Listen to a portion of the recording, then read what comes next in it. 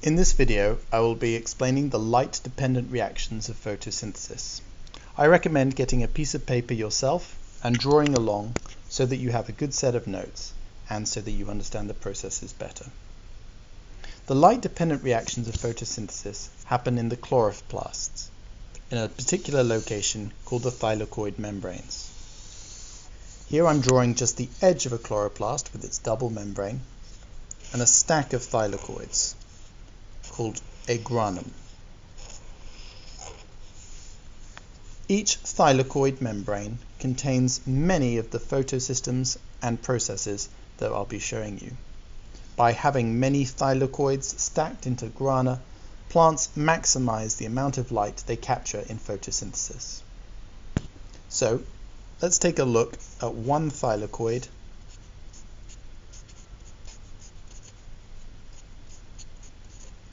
up close.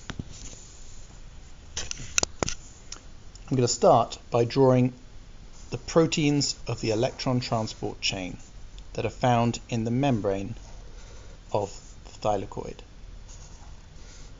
There are several different proteins. You do not need to know their different names.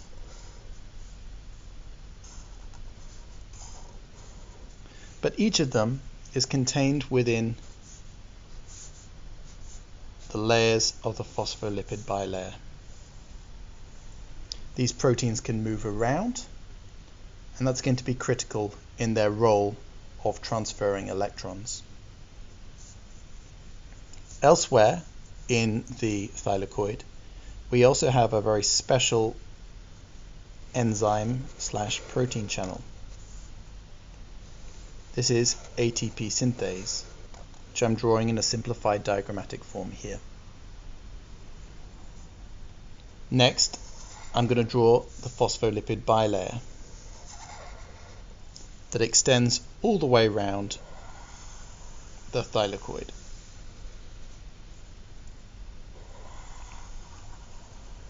As I say, there would be many different electron transport chains and ATP synthase molecules in every thylakoid, but we're just showing one here for simplicity.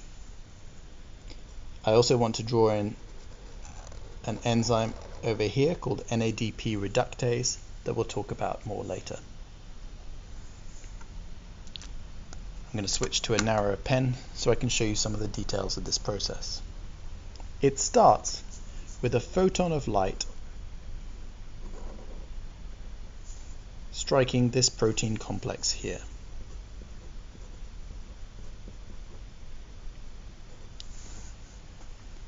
This is Photosystem II.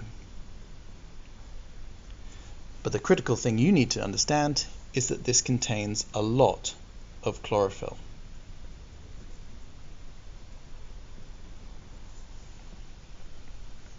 The chlorophyll molecules in Photosystem II contain magnesium at their core, and they are also proteins. These absorb photons of light and use that energy to excite electrons within their structure. This happens twice, exciting two separate electrons and giving them more energy. We can show the energy of electrons in a simple graph. Here we have time along the bottom and the energy of the electrons up the side.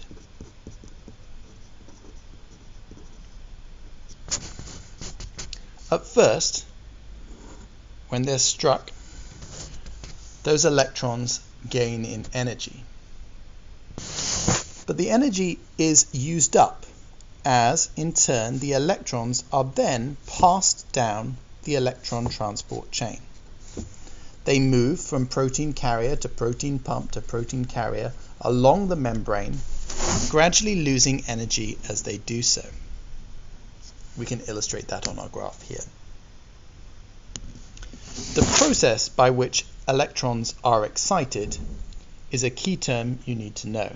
This is called photoionization.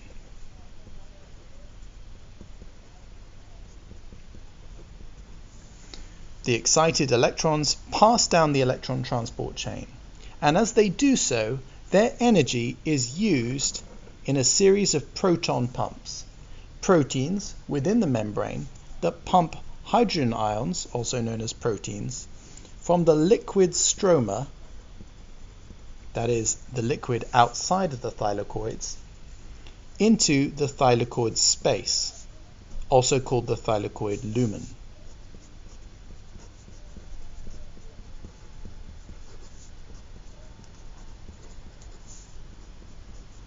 This creates a buildup of H+ ions, protons, inside the thylakoid lumen. Interestingly, this will also, of course, lower the pH inside here. So, hydrogen ions are being pumped from the stroma into the thylakoid lumen. This is a form of active transport because energy is needed to do it, to move molecules from a low concentration to a high concentration. The electrons that were lost from Photosystem II, from the chlorophyll here, will need to be replaced. These electrons come from water molecules. In the equation for photosynthesis, 6 water molecules are taken in for every single glucose produced. These water molecules are able to move into the thylakoid lumen even though they are polar, because water molecules are so small. They go through a process called photolysis. Photo means light, and lysis means split. So, the light is splitting the water. Be careful not to use the term hydrolysis here. That is a different reaction. The photolysis of water releases 2 electrons that will be used to replace those in the chlorophyll that were lost from the chlorophyll molecules of Photosystem II. It also releases hydrogen ions, which join with those that were pumped in from the stroma to increase the concentration in the thylakoid lumen. A byproduct of photolysis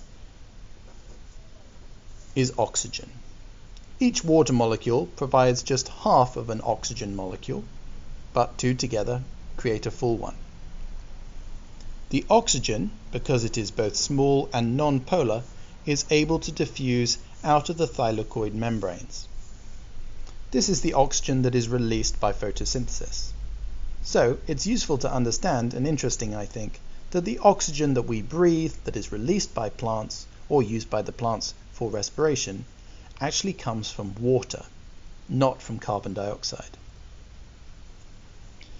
Meanwhile, the hydrogen ions are building up inside the thylakoid lumen.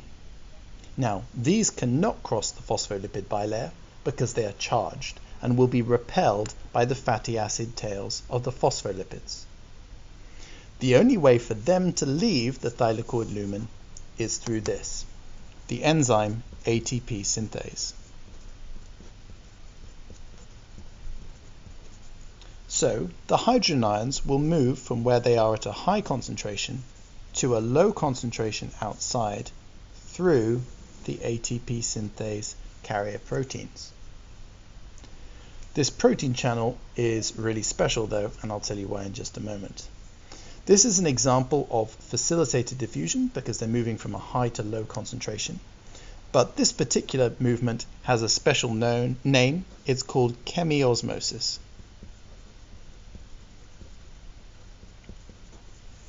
The hydrogen ions move through the ATP synthase, and as they do so, their movement causes it to spin. The spinning motion of ATP synthase provides the energy to phosphorylate ADP with a molecule of inorganic phosphate, a phosphate ion. This creates ATP, adenosine triphosphate, the energy carrier that will be needed to provide energy for the Calvin cycle. So ATP is created from ADP and PI using the energy provided by chemiosmosis. This whole process is called photophosphorylation.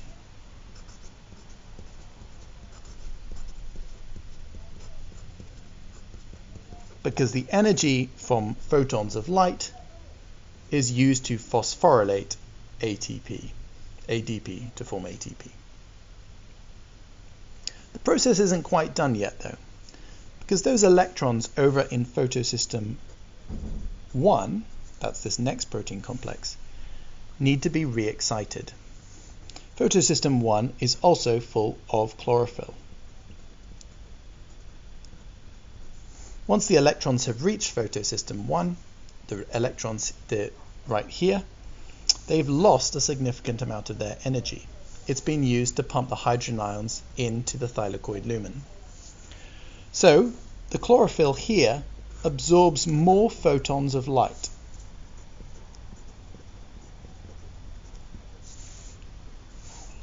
Again, both electrons will be excited, each by a photon of light, and they will be transferred to this enzyme here. This enzyme is called NADP reductase. What this enzyme does is it transfers these high energy electrons that have just gained more energy. We can show that again on the graph here. And they'll be transferred across to NADP reductase. It transfers these electrons to a high energy electron carrier called NADP+. NADP is a nucleotide that carries high energy electrons.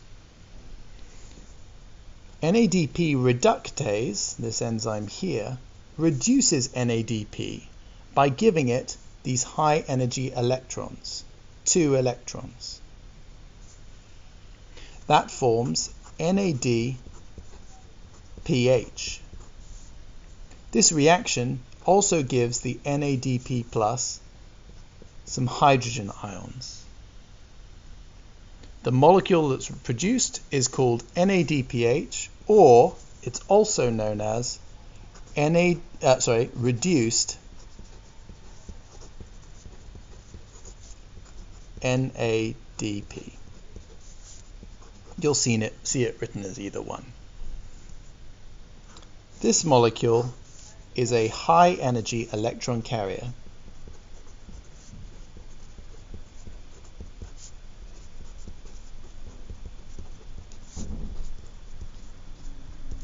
And it is only found in photosynthesis. The way that I remember that is it's got a P. I think of that as being to do with photosynthesis. There are other high energy electron carriers that you'll come across that are used in respiration. So, the final products of photosynthesis are reduced NADP, also called NADPH, ATP, and oxygen. The reduced NADP and the ATP will both go on to provide energy for the Calvin cycle, a series of reactions that happen in the stroma of the chloroplast. We'll talk about the Calvin cycle and its role in photosynthesis in a different video. One other thing to mention before we're all done is to understand to revisit the three things that are maintaining a concentration gradient between the thylakoid lumen and the stroma outside. The photolysis of water is creating a large number of hydrogen ions inside the thylakoid lumen. The electron transport chain, which we can label,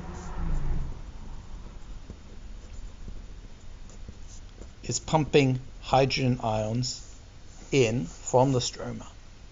And hydrogen ions are being removed from the stroma by the reduction of NADP.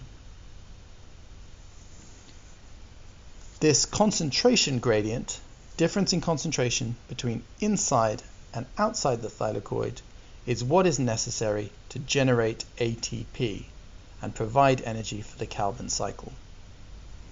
The light-dependent reactions of photosynthesis are critical for all life on Earth because they convert light energy into chemical energy. Chemical energy that can be used to build carbohydrates and other biological macromolecules, and ultimately build the large, complex organisms that are life on Earth.